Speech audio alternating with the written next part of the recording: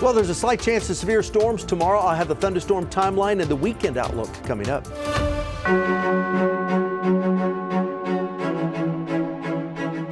And it's Election Day.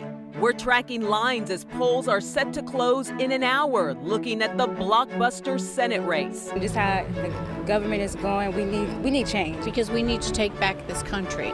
And what could be a record turnout for the most expensive primary ever. We want to thank you for trusting us to be your election headquarters and invite you to stay with us all evening as results start coming in. I'm Chris Lawrence. I'm Cynthia Aguirre with senior political reporter Jason Whiteley. You'll be tracking results on our election special, which starts at 7 p.m. It starts at 7, but of course we have some breaking news right now in the last 10 minutes or so, guys. We've gotten word that Jasmine Crockett and Colin Allred both calling a 6 p.m. news conference to talk about Democratic voters not knowing where to go vote. One Democrat running for statewide office says it's costing him thousands of votes. Almost 40% of his voters, he says, aren't able to cast ballots. So this is a thread we'll be pulling throughout the night. My guess is we've seen these things happen in the past. These two candidates might be going to a court to ask to extend the voting hours tonight. We're not sure what's going to happen. That's happening right now near Fair Park, and we'll keep you posted. Today they were supposed to vote at precinct locations, right? As opposed to early Correct. voting where you can vote anywhere in the county. And that's only in Dallas County and in Williamson County, just north of Austin there. These are two counties that the Democratic and Republican parties, remember, this is all being put on the primaries all by the parties alone, not the counties. The parties are just leasing and renting equipment and technology from the counties. But these counties, Dallas County, Williamson County, decided not to cooperate. The Republicans and Democrats didn't cooperate. So the place where people have voted for a long time, those precincts, people have shown up and they said, this is not the place to be. So this is the issue. It's likely going to be sorted out in the next hour, though. The clock is ticking with polls closing at 7. Yeah, a lot of confusion. We'll hear more from Jason in a moment. Right now, election offices are standing by to track votes coming in.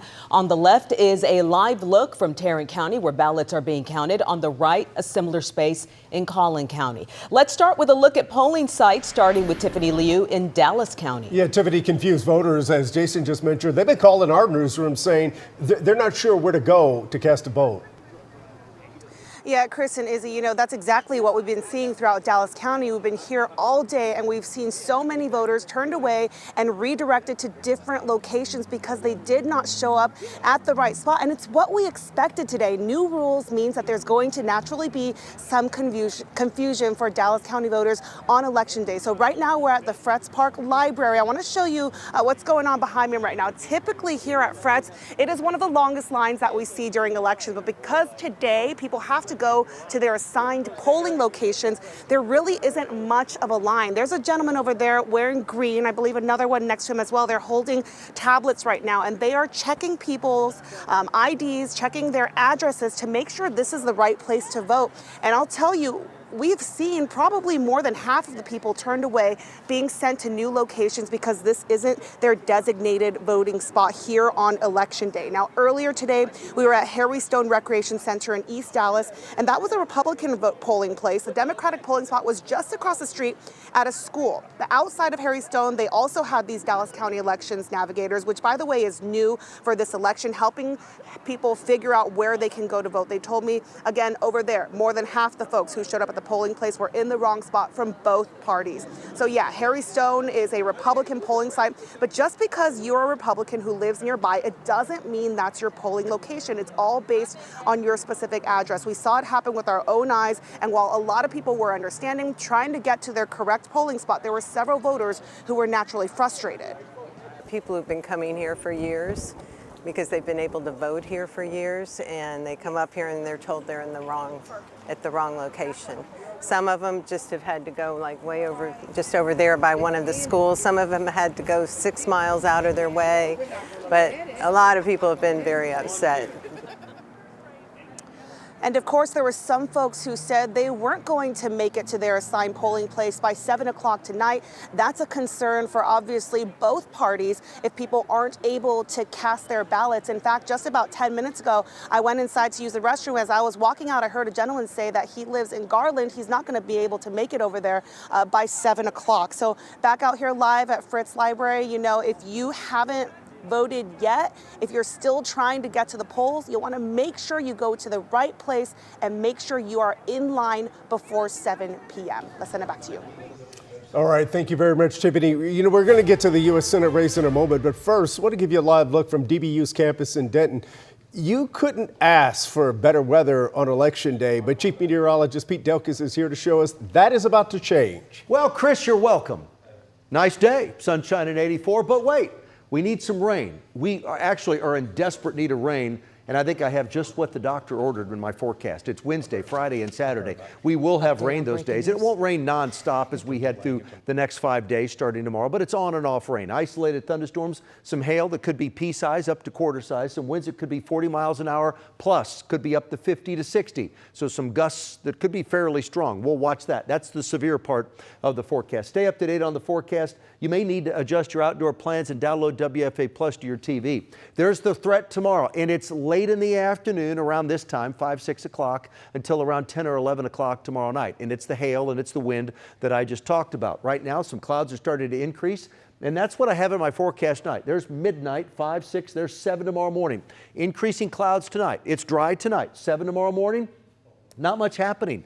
Maybe a sprinkle in the morning. As we head through, there's noon. As we head through the afternoon, the sun comes out, destabilizes the atmosphere a little bit more, and then watch that. There's the thunderstorm at 5. There's one at 5. Here's more at 6. A few more at 7. There's 8 o'clock. Here's 9 o'clock tomorrow night. It's not widespread coverage, but about half of us could see some thunderstorms. 9 p.m. There's 10 p.m. And then about 11, maybe as we approach midnight, things are starting to calm down. Then I have a little bit of rain on Thursday, a lot more on Friday, and then even rain into the day on Saturday. I'll have my 14-day forecast, including the rainfall timeline, rainfall totals, the weekend outlook. 2 weekend outlooks coming up. We're back now with Jason Whiteley and an update on breaking news affecting Dallas County voters. Dallas County voters can now vote up until 9 p.m. tonight. A judge just a block or two from where we are in our downtown studios just signed this order saying that that the polls will be open in Dallas County until 9 p.m. They were supposed to close in 53 minutes there on the screen.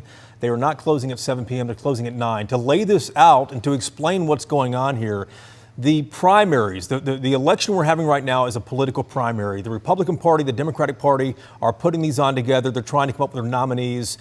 In Dallas County and down in Williamson County, just outside of Austin, the parties decided they weren't going to cooperate. So it's up to each party now to decide where their precincts were going to be. Now, this is where all the confusion comes in, especially for Dallas County. I'm going to go vote. I'm showing up at the place that I always thought that I could go vote in, but I get there and they say, no, this is the Republican primary or this is the Democratic primary. If you want the other one, you need to go to another location. Well, the clock is ticking here for a lot of people getting off work if they didn't vote early, so they're trying to vote now. And that's where the confusion comes in. I was talking to one Democrat running statewide for a statewide seat, and this Democrat told me that thousands of votes are not being cast. So at the end of the day here, you could have some of these candidates, some of these high-profile candidates, guys, who might not win in certain races. That's why this thing is such a high-stakes situation. I would have to imagine registered Republicans, registered Democrats are probably getting an alert on their phone, alerting them to this. But if you're not registered with a party, right, I'm wondering how will you even find out that you've got another 2 hours to vote? That's a great question. If you're not watching us here at 6 o'clock, how would you find that out? It was up to the parties to let their voters know and to let all voters know. If you want to vote in the Democratic primary or the Republican primary, go to this location. That word clearly did not get out as much, and that's where the situation lies now. At the end of the day, though, 9 p.m. is how long Dallas County polls are staying open tonight. All right, let's talk about the races bringing people out. Let's start at the top of the ticket in this Senate race. The Senate race, well, if you just look at the primaries right now, $129 million spent on the Senate race, which is incredible. It sets a national record. The race has generated money and motivation for people to go vote. It was 6 months ago, no one thought that the Senate seat was going to be in play. But now, for the first time since 1988, Republicans in Texas, they worry that Democrats might actually have a shot at winning this U.S. Senate seat back. That could tip the balance of power in the Senate to Democrats if that were to happen. We have crews with candidates all across the state tonight. Cole Sullivan covering the Democratic race between Jasmine Crockett and James Tallarico. First, though, let's start with that contentious Republican race. Teresa Woodard in Austin now, where John Cornyn, Teresa, he is fighting for his political career. That is absolutely fair to say, Jason. This is the fight of Senator John Cornyn's political life, and it comes as he is running for a 5th term. He was first elected to the U.S. Senate 24 years ago. He won that primary outright. Every primary since has had the same result, winning it outright. He does not expect that tonight. He fully expects a runoff tonight with Texas Attorney General Ken Paxton. Cornyn will be here in Austin tonight, foregoing the traditional watch party, instead just speaking with reporters after the early vote comes in. Some polls have shown this as a 3-man race. Others show Cornyn and Paxton comfortably edging out Congressman Wesley Hunt from Houston. Hunt making age a factor in this race. He is 44, Cornyn 74. This is now officially the most expensive Senate primary in U.S. history when you lump together spending by Republicans and Democrats. Cornyn, the biggest spender of them all, around $70 million. Much of that has been spent on attacking Paxton's character. Of course, the AG was impeached, his wife accusing him of infidelity, of filing for divorce. But Paxton has swung back, attacking Cornyn's record, saying he does not fight for President Donald Trump's agenda the way that Paxton would. If there is indeed a runoff, it would be in late May, May 26th, and that means Texans should prepare for a lot more campaign ads between now and then. Now, my colleague Cole Sullivan is covering the other side of this race. He is also down in Austin with the Democrats. Let's send it over to him. Cole? Teresa, no less drama on this side of the aisle. This is the race between Congresswoman Jasmine Crockett and State Rep James Tallarico. I'm at the Tallarico event where there's more media than they know how to handle. We're expecting supporters to file in the next few moments as well. But let's start with Crockett. This is the Democratic Congresswoman from Dallas who entered this race at the very last minute, a brash critic of President Trump. She's got name recognition, not just in Texas, but nationally. She's cast herself as a scrappy fighter who will take the battle to President Trump, and she's hoping to drive up votes, especially in her home area of Dallas, to get this nomination, which is why some of the breaking news Jason was talking about moments ago is so pivotal in this campaign. Crockett's entry into this race has not been subtle. Even her opponent described it as like an asteroid hitting the campaign. And speaking of, let's talk about James Tallarico, the state representative from here in Austin.